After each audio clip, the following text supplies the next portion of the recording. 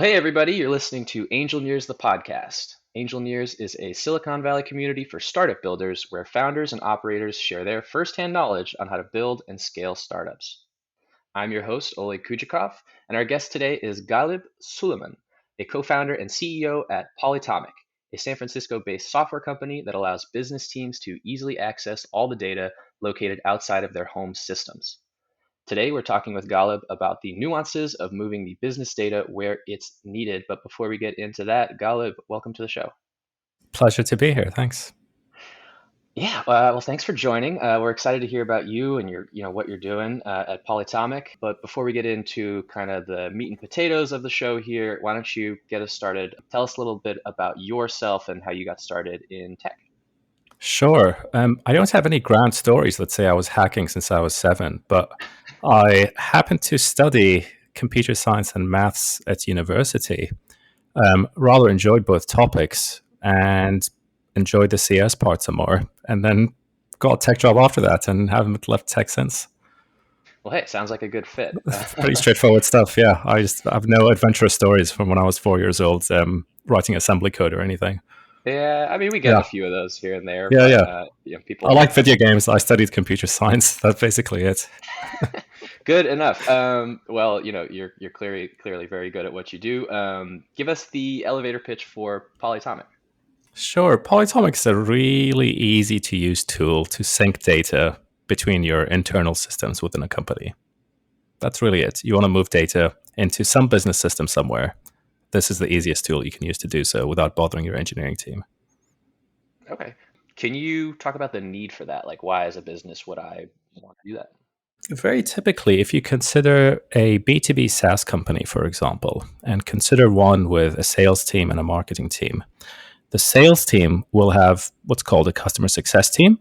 This is a team that's in charge of making sure that customers are using the product, making sure that they can upsell them on new products, making sure that they prevent churn in particular. Now, very typically, a sales team will live in Salesforce. Very typically, all the product usage data will live in a database controlled by engineers. So if the salespeople want to make sure that the customers are using the product and thus not at risk of churning away, they need access to this product usage data. Well, very typically, historically, what would happen is these guys would go to the engineering team and say, can you please write an in house integration that pumps data into Salesforce about all our customers from the product? And we do exactly that. We let the people on the sales side, it could be a Salesforce admin, a sales ops person, but they get to move whatever data they want from the product database into Salesforce in this example without pestering engineers. Does that make sense?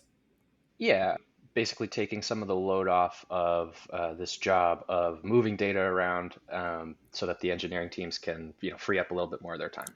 That's exactly it. Yep. And of course, the if you take Salesforce as an example, but the general observation is that every business team has a home system they rather prefer to live in. Us on the engineering side, we're used to, 8, 9 different, 10 different windows with different apps and so on. Those guys do tend to prefer a home system and just having data centralized so they can build their own workflows, reports, triggers as they see fit. They're just missing the data. That's where we come in. And can you talk about the need? Like, why do you need an engineering team to move around data? Why is this such a big pain point? Sure. Ultimately, it affects the bottom line. If your sales reps can't, in this example, can't keep a tab on whether the customer is using the product or not, it means that customer has signed an annual contract. They're not using the product for the last 3 months. The biggest indicator of churn is lost login times, right? When did you last use the product? So they'd be running blind then, right? They wouldn't be able to set an alarm in Salesforce that says, send me an alert if customer hasn't logged in for a month. Right. Now, if they know of that, they can then call up the customer and just find out what's going on, right? Do you guys need training? Has it been a confusing experience for you such that you've given up on the product? Hmm. If so, then, well, not to worry. We can connect you with professional services on our side who can train you. This way they can keep using the product instead of churning away and getting fed up. But the Got key it. root of it all is just seeing the data and being able to act on it rather than just knowing it exists somewhere in the company. And that's one use case. Yeah, that makes a lot of sense. Basically enabling teams and saving a little bit of time and effort for your engineering teams to work on other things because they're typically very busy. Yeah, very typically, to be blunt about it, no engineer gets promoted for writing in-house integrations, and yet the business side is so very desperate for it. Like your marketing always wants to know, oh, every new user who signs up, please send them to my marketing CRM so I can kick off email campaigns and so on. Right. Well, the users don't sign up in there to begin with; they sign up in the product database. And it's always up to some engineer. I used to be this in the past to do this, and you never ever get promoted for it. You get thanked, and that's as much as you get. Yeah. Oh man. Okay, that's a cool little nugget. As far as kind of why you started the company, sounds like this was a pain point for you personally. Formatively, yeah, goodness, I joined this company, PlanGrid, when they were about 25 people and left them when they were about 350. They went on to have a successful exit, all well and good. But I joined as their first data person who then was at the center of all data issues, let's say, and ended up hiring a team, hiring engineers, hiring data analysts, and so on. And we built all sorts of data infrastructure for the company. But this was the theme over and over again. People want access to data outside of their home system. They want it in their home system so they can work with it instead of begging other people for favors. And I used to hire engineers to do this work.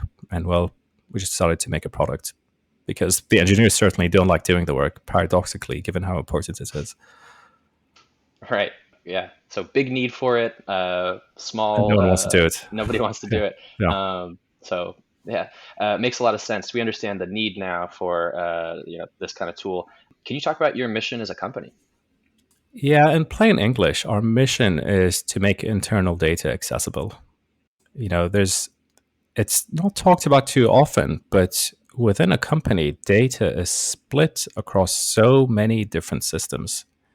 What we think of within companies as a customer, everyone has some sort of customer record in their head, but the pieces behind the record are split across so many different systems. Salesforce contains deal information and revenue information.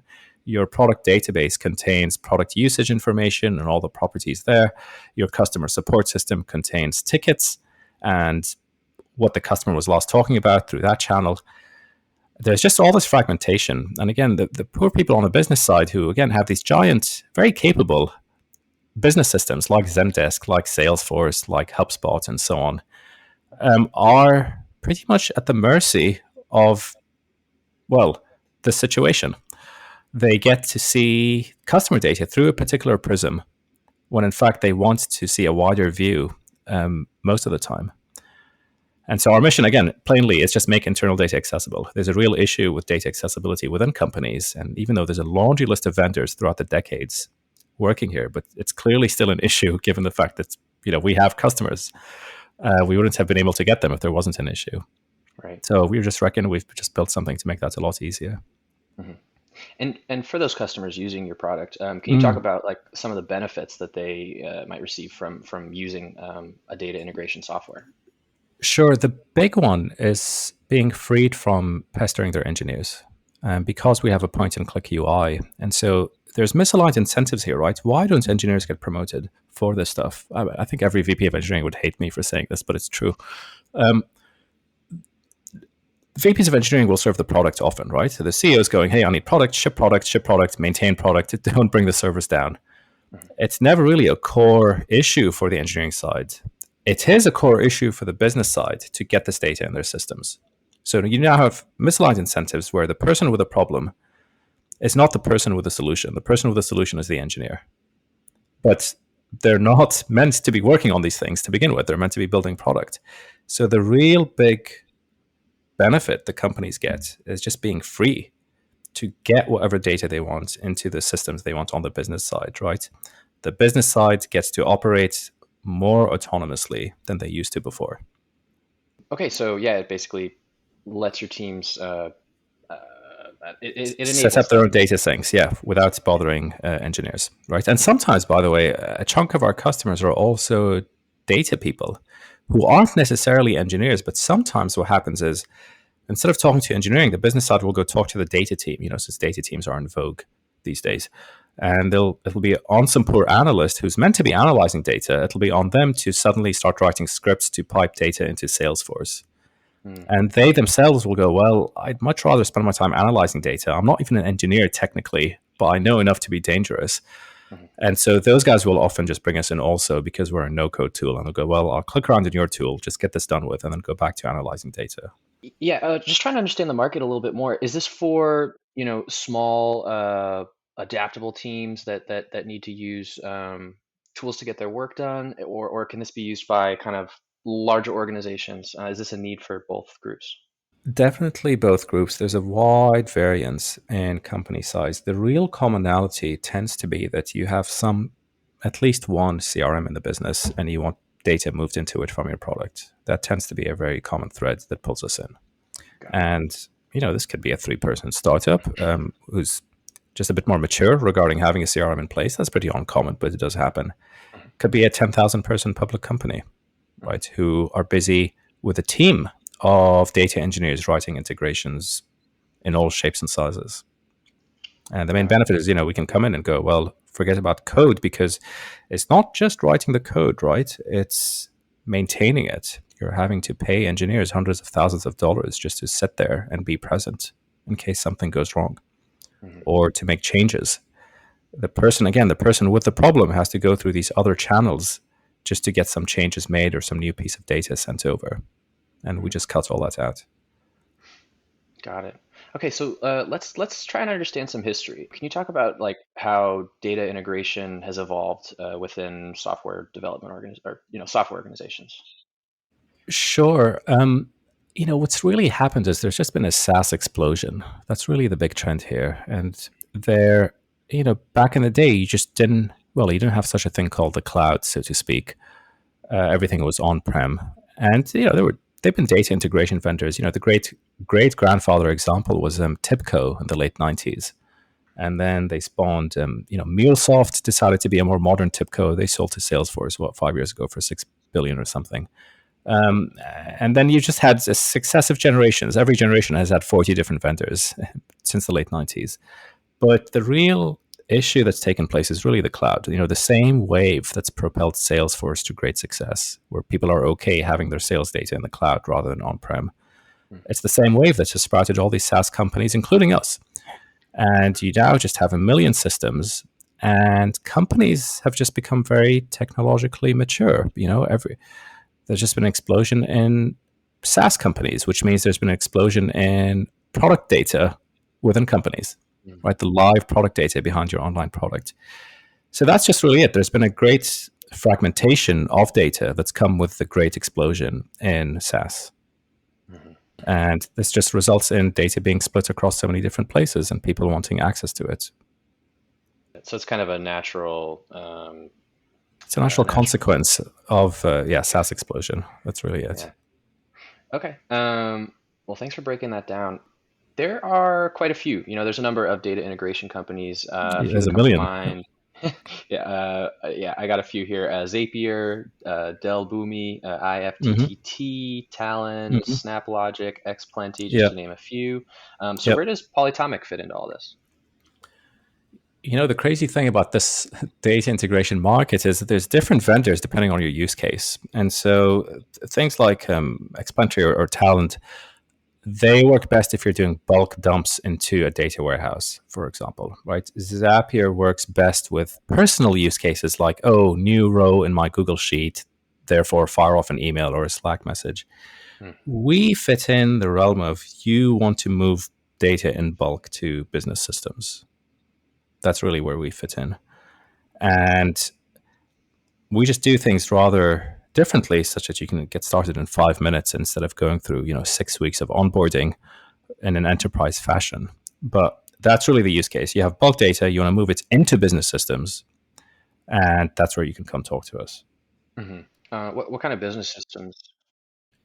Yep, I was going to elaborate on that. Very commonly, business systems tend to be things like CRMs, right? Your Salesforces, your HubSpots, your Marketos, your Zendesks. And a very common source is your data warehouse or your product database. Just databases that contain a bunch of data that's so very crucial for the departments on the business side. Now, we tend to expand in that we support sending data from spreadsheets and so on, but that tends to be the use case that brings us in. What are some of the challenges that Polytomic helps address for its users better than other tools might? The big one, there are two, actually, two big ones. One is just ease of use. I mean, this is people really can get going and set up syncs in 5 minutes. There's a UI. They don't need to. Traditionally, the space has been dominated by enterprise players who, how shall I say this? A bunch of large, complicated boxes and arrows need to be assembled in a UI before you can even get going.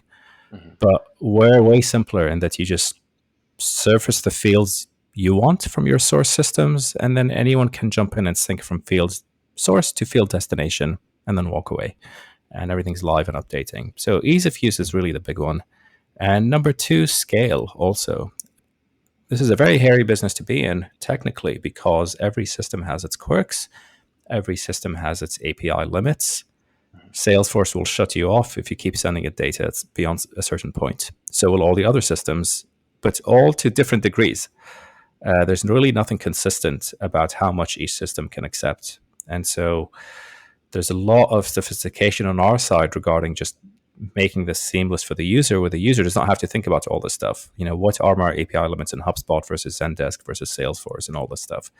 We have a proprietary job management system that will just handle it all and scale things appropriately. So the two big ones, ease of use, and then not worrying about scale or issues at scale.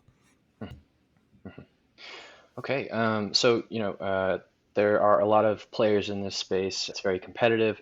What does this relatively intense competitive ecosystem mean for the future of that ecosystem? I suspect, it's always hard to predict the future, but looking at the past can be instructive. If you look historically, so in the early days of the personal computer markets, late 70s, early 80s, you had many, many computer manufacturers. You had, Amiga, you had Commodore, you had the Atari ST. And of course, what happened was the IBM PC dominated, and then the Mac took some small share that's getting ever larger. I suspect there's something analogous happening here because the industry is so very young. It's a large industry that's young at the same time, just like that industry. And so you just have a lot of fragmentation. There's just a million people trying to figure out the right way to approach this. So I suspect that with time, well, that phenomenon will just minimize a bit, just like it did for the PC industry. And that at some point, some solutions will evolve to just be better solutions and get to a certain point when there really will be no need for this huge fragmentation. It's a mere prediction. Not sure whether I'll be right or wrong, but it does feel like there's historical direction here. All right, let's make sure to write that down and ping you, email you, tag you on Yes, Twitter. yeah, let's talk in 10 Turns out to years. be Yeah, not true. it, it, Yeah. it feels like it just feels like a symptom of immaturity in the markets, which is not a bad thing. All it means is that it's an early market. Okay.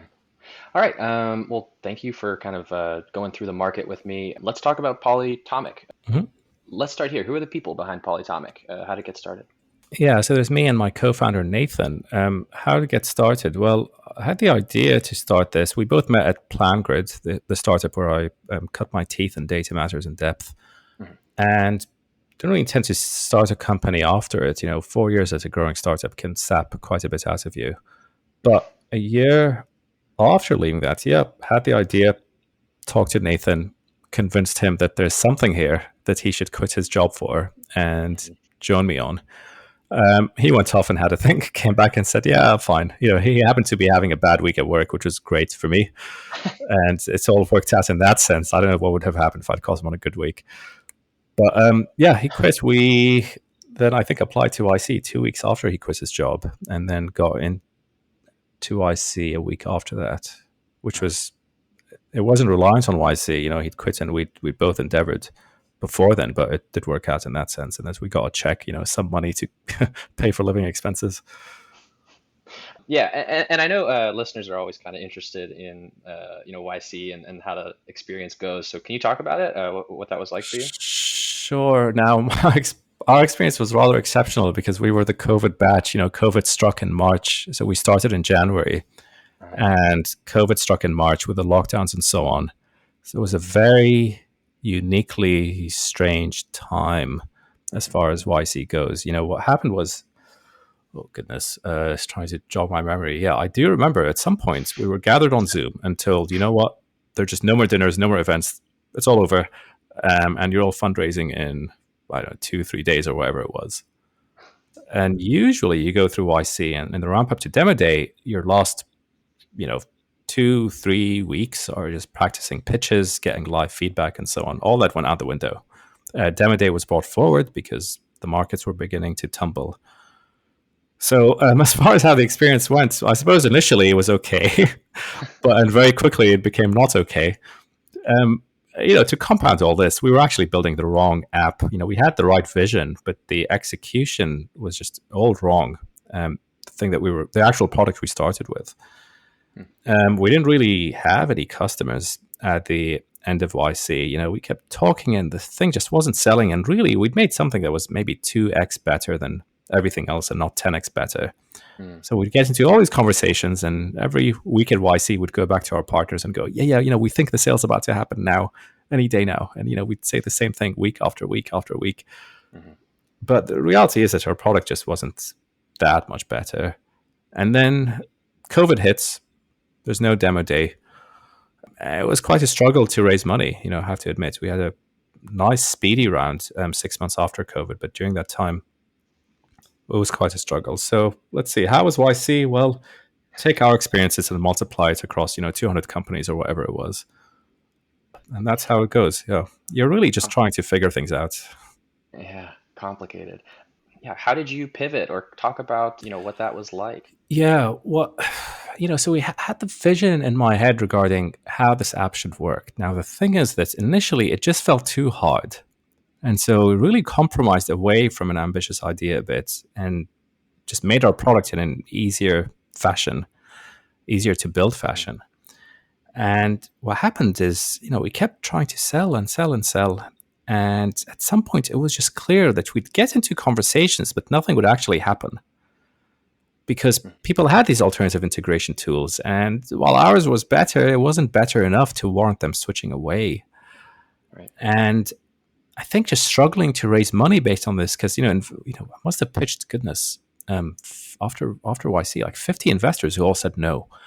They're all enamored with the vision. And then we get to the product and they go, okay, cool. Do you have customers? No, but these people are talking to us and maybe something will happen.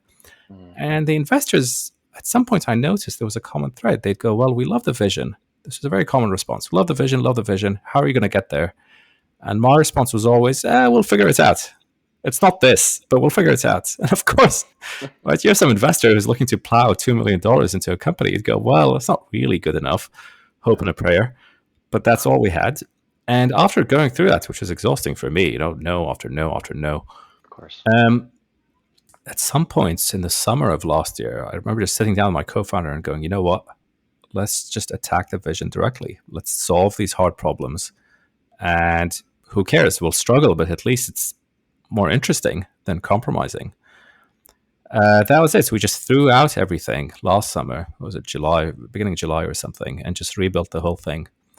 And then things, I think we closed our first sales. When was it? September or something, end of September of last year. So even less than a year ago. We didn't even have a working product a year ago. So less than a year ago, I remember closing our first one or two sales without a fully working product just yet, but enough to demo.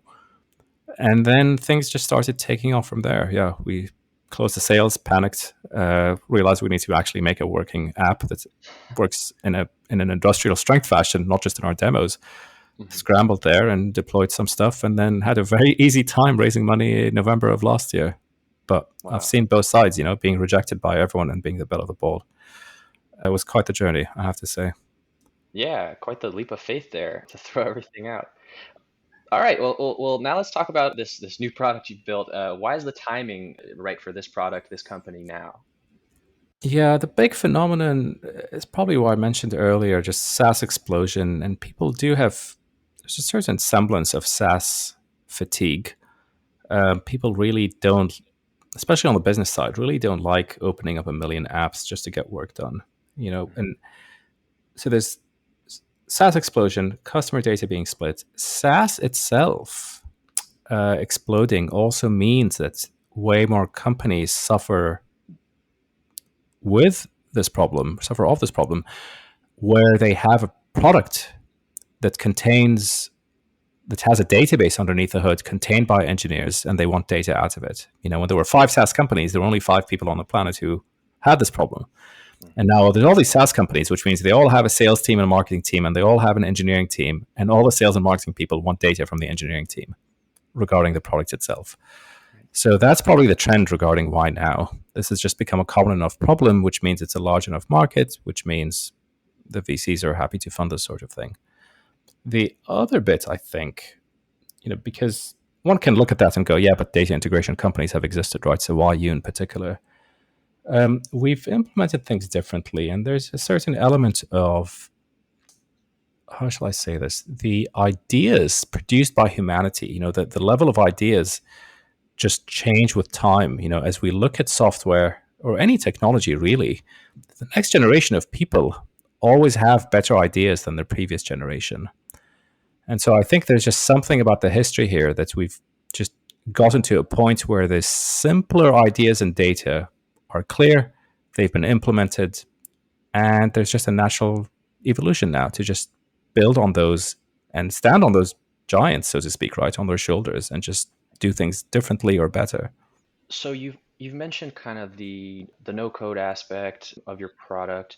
We've kind of talked about the need for it. We might have beaten that horse to death, but I think we really understand now the need for this product. What are the core elements of Polyatomic and what you're selling to your customers? Sure. So when you say core elements, what do you mean by that? In the sense of kind of like that no code approach, what kind of style or flavor does your product use to advertise to a customer? Yep. Sure. Customers get in touch with us with a goal in mind and with a particular problem. And their problem really comes down to what I stated earlier, which is it's annoying to keep having to go to my engineering team every time I want data piped into our system. And so we don't offer, a menu of products that need to work together. It really is just one product. And our response is, sure, talk to us. We'll talk to you in turn, and we'll just show you this product that can get your data moving without you having to consult these engineers. What we offer them is a quick 5-minute setup where they can go, I have these fields. We hook into all the systems within the customer, the databases, the business applications, and so on. And then the person who sets up the data sinks has access to all the fields in every system, and they can go, you know what? I want these fields from this database to end up in these fields in Salesforce. Click. Mm-hmm. I want these fields from somewhere else to end up in these fields in HubSpot. Click. I want to augment every Zendesk ticket with live user data so that our support team's fully informed when people write in. Click. So it just takes a field-based view of the world rather than, what traditionally would happen with these integration companies is for every task you had to think about the queries from scratch. I'm starting, what system am I beginning with? Where am I ending up? Let's write the query. And even if the same data would be sent to different places, you would have to set up a separate pipeline for every one of those situations. Whereas with us, you build your internal universe of fields once. And so if the same 4 fields need to be in 5 different systems, you don't have to construct those source fields over and over again 5 times. You construct them once, you reveal them once, and then anyone can jump in and go, yep, I'm going to move these guys here, I'm going to move those guys there, and so on. I'm not quite sure if that makes sense without me drawing pictures, but I wonder if it makes things clear. I think it was very good. And listeners always have that reverse button. Yeah, the analogy I use, yeah, exactly.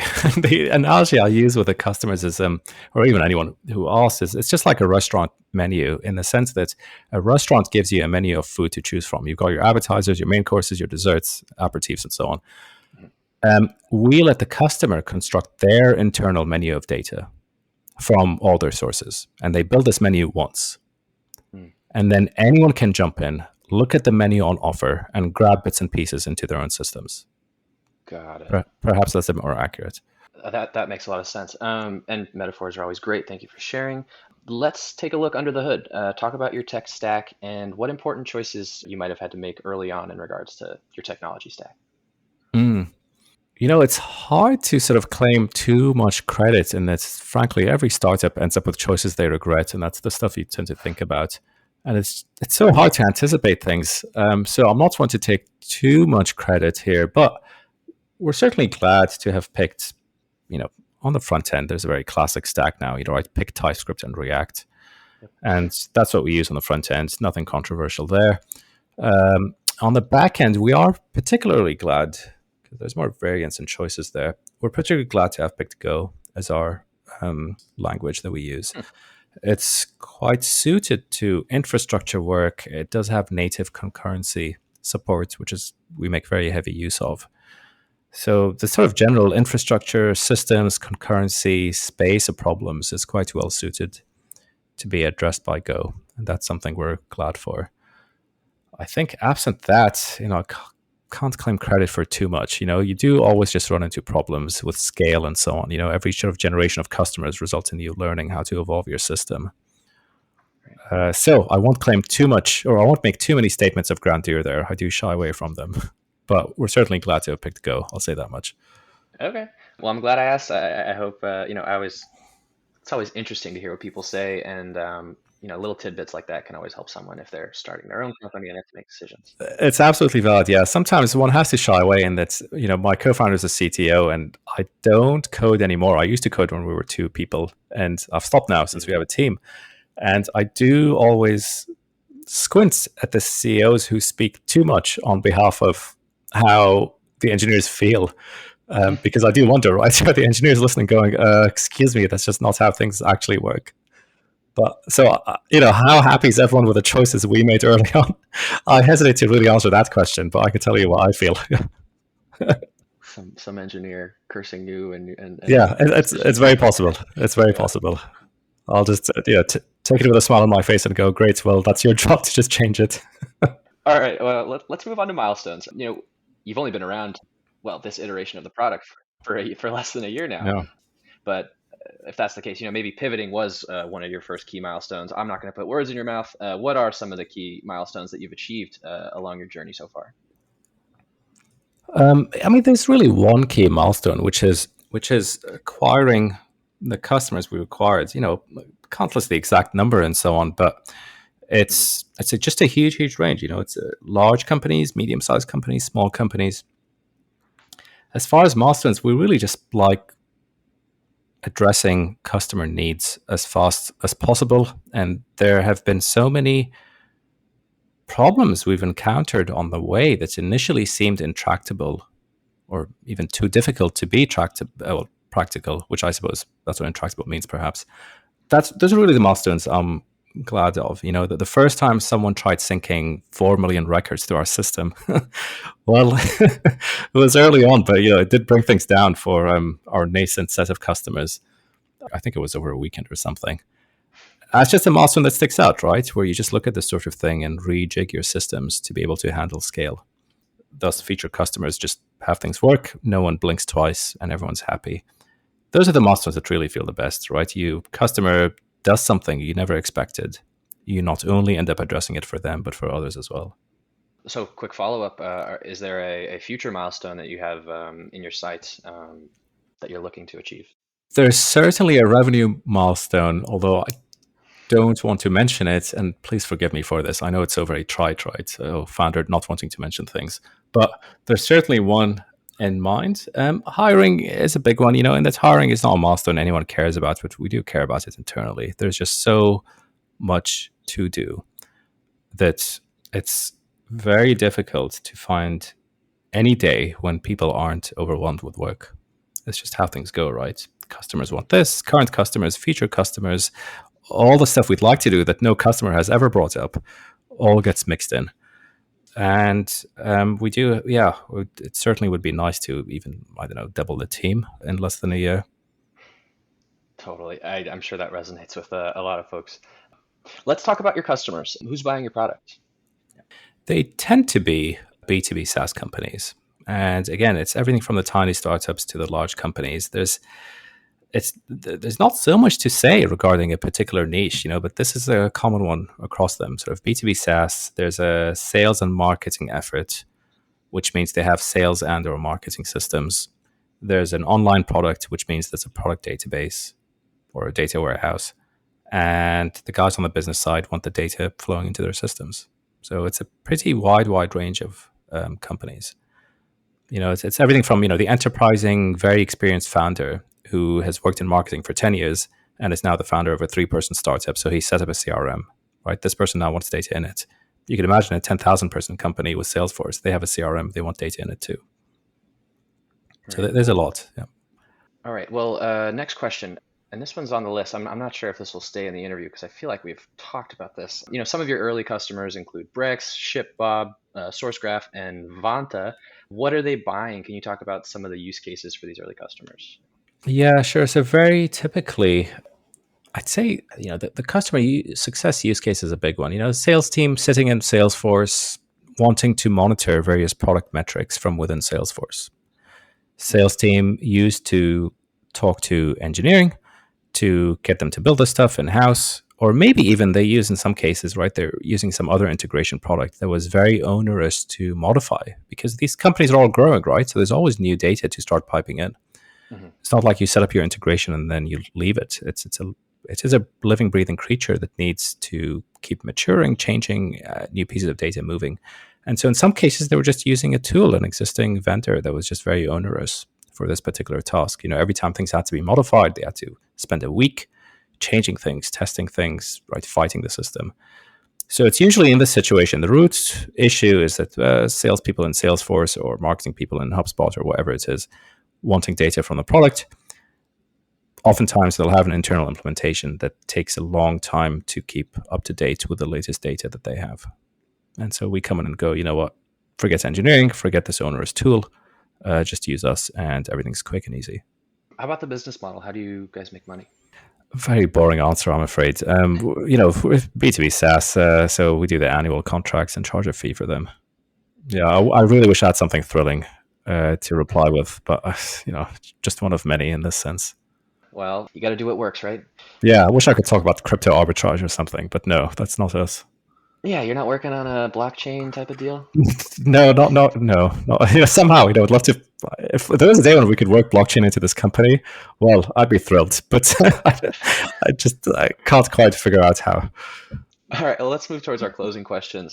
What are some of the challenges that you face as a founder? Also, you're a first-time founder, correct? Yes, Yeah. correct. So what are some of those challenges you face that might keep you up at night? This is quite the existential question for I think any founder. And that's let me list the ways is how one wants to answer it. But perhaps we can focus on big ones. Because really, this whole endeavor is one of modulating one's mood. Some days you feel like a complete and utter failure, everything's going to shut down, and then the next day you wake up and think, "Yep, we'll IPO tomorrow." And really, if you if you're undisciplined, you can spend your whole founder life just yo-yoing between these two states, which I doubt is a pleasant existence. So let's see. It's always worth being somewhat calm, somewhat stoic about things, and just focusing on the big challenges as background activities. Let's see. Hiring's again not the most thrilling of answers, but still true. Hiring's a big one. You are faced with a mountain of work, a whole chunk of which is just not getting done because there just aren't enough people. Right? Everyone's overwhelmed as is. You as a founder are probably still doing jobs that if you had a magic wand, you just wouldn't be doing anymore. They'd be handed off to someone. And really, your job, just like everyone else's job within a company, is to make yourself redundant as soon as possible. If you know how to do something, well, the company should probably hire someone to do it such that it's novel for them and so that you can move on to more advanced work. So hiring is a big one, right? It's tough to hire, of course. We've been lucky that some of our friends have been quite and former coworkers have been generous enough to join us and give us their time and sharing our struggles. But it's difficult. It's a very competitive market with COVID and so on. Right? There aren't even those. It perhaps was the case that hiring remotely was arbitrage in some sense because people based in San Francisco or New York or wherever wanted everyone to be physically present. But now it's everyone's up for grabs by everyone else. Right. And so yeah, that's certainly a big one. Hiring is actually probably the big thing on the mind. And then there's the usual, right? I mean, you have internal revenue targets that you're chasing as a founder. You're accountable to your investors, your employees, even. And there's always the odd deal that's rather lucrative that can perhaps pierce the stoic armor, and get to your emotions a bit, where you start crossing your fingers and doing those sorts of things in the run up to the deal closing. But I'd say, rather consistently, it's just looking at the mountain of problems and thinking about when these problems will get solved keeps one up at night, hiring being one antidote. Well said. How about this? Let's wrap up with this. Can you share something significant or maybe surprising that you've learned from your entrepreneurial journey from the last 12 months? Well, what surprised me was that I'd read all the Paul Graham essays. I've been reading Paul Graham since, I don't know, 2005 or whatever. And, Paul Graham and then YC started it. There's just so much content on how difficult the journey is. And, at some point, I felt like I'd read, 20 different testimonials about startups and how difficult they are. And I thought I'd internalize it all, perhaps rather arrogantly. And of course, no, what surprised me is the classic cliche that says, oh, it's always harder than you assume, ended up being true, even for me. When I say even for me, well, I'm not special, but I thought I was special. Turns out I'm not. I was also surprised by this. Regarding my own self, I guess the tolerance for pain and the tolerance for what may seem like quixotic struggles, there's a certain, I'm just not sure what the upper bound is, so I'd rather surprise myself with just knowing how much I'm willing to endure as far as struggling goes. This is, the classic, just playing the role of, some days it does feel like Don Quixote tilting at the windmills, just endlessly charging and charging at some nonsense. But once in a while, something does come out of the other end, and then you go, you know what, great, let's just carry on. Well, you sound like you deal with a lot of problems. You sound like you got a good head on your shoulders, and you're able to kind of, you've mentioned the word stoic a few times. You're able to kind of see the challenges that life presents and, continue. Do you have any like words or a mantra, words you live by that you kind of keep in mind, maybe when you're facing these challenges or every day when you wake up, something like that? Yeah. The big one is just that it could always get worse. Be thankful that it's not, right? This country is going through civil wars. People have lost families to grenades and all sorts of terrible things. And so just realizing, well, if those guys can make it through, in many cases with a smile at the end of it, why can't I? This is nothing. Mm-hmm. So that's actually the big one. It could always get worse. If you just keep thinking that, then you tend to be thankful for what you have. Yeah, that's what I'm thinking every time I record a podcast. No, I'm kidding. Well, really great words to end on. I love that attitude. Before we get out of here, what's the best way for our listeners to maybe reach you and learn a little bit more about Polytomic or ask questions? Sure. You can go to our website, www.polytomic.com, and there's a lovely little contact us form, and feel free to send whatever you want through that. Wonderful. All right. Well, we're going to end our show there. If you enjoyed it, please, subscribe if you're not already, where you get your podcasts. And if you did enjoy it, leave us a rating. If you didn't enjoy us, tell us why. Ghalib, thank you for joining the show today. We appreciate your time and insights, and most of all, your attitude. I think this was a really good show, and I think the listeners will appreciate it. My pleasure, Alec. Thanks very much.